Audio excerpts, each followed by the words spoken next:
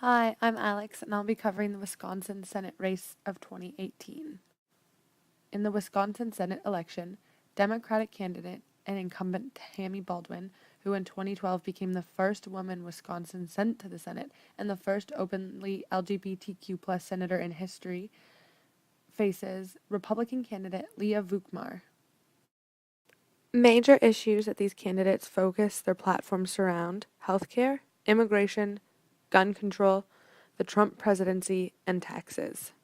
With the topic of healthcare, both Baldwin and Vukmir believe in protecting people with pre-existing health conditions so that all can have better health care, with Baldwin leading a Supreme Court case to stop allowing companies to discriminate based on pre-existing health conditions.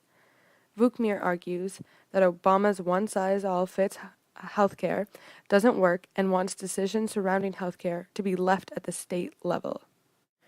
On the topic of immigration, Baldwin suggests that a reform is needed to fix the broken immigration system, to set priorities on who is allowed into the United States, and to stop letting dangerous people in, whereas Vukmir is in support of Trump building the wall in order to help immigration, stop drug trafficking, and human trafficking.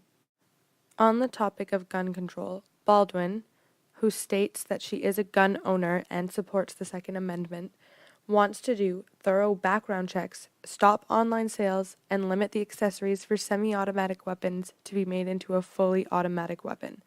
Vukmir has stated that she is 100% pro-gun and would like to invest in training law enforcement to recognize red flags and having mental health checks before allowing people to own guns.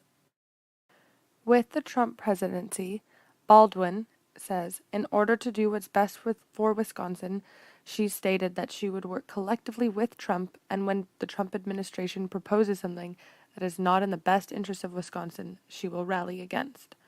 Leah Vukmar had previously in the primaries stated that President Trump was offensive, but since then has stated that he is in fact being a successful president and that she is grateful for his support. For the last topic of taxes, Baldwin voted against the federal tax cut because she stated it didn't help middle-class families, but rather allowed big corporations a big tax cut. Vukmir supports President Trump's federal tax cut, which will have a trickle-down effect. It just takes time to kick in.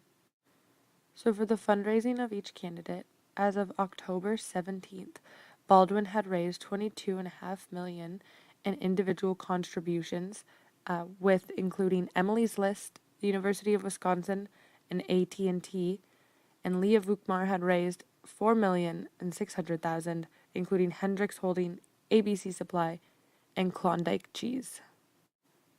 Wisconsin is a competitive state that tends to be more democratic and has 10 electoral votes.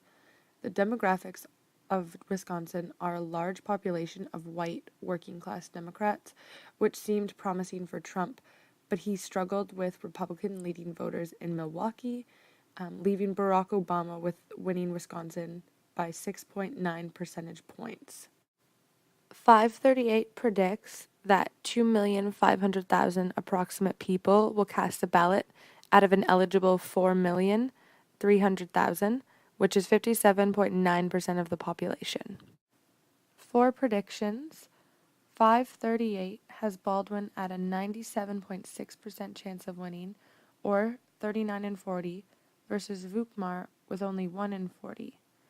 The Milwaukee Journal Centennial states Baldwin is up 11 points against Leah Vukmar, but Baldwin is reminding voters of what happened in 2016 when President Donald Trump won Wisconsin and defeated Hillary Clinton.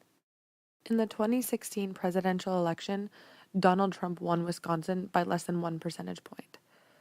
Polls show on the Washington Post that voters in the Midwest of Wisconsin might be leaning away from Republicans.